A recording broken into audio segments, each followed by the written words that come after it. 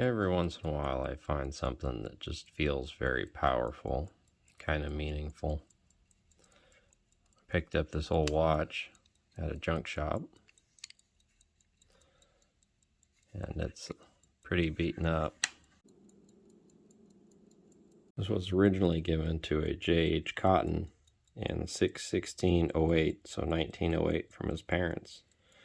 And you can tell that he used this every day till the gold wore off and it got dents and dings from being dropped or used, but he loved it, kept using it.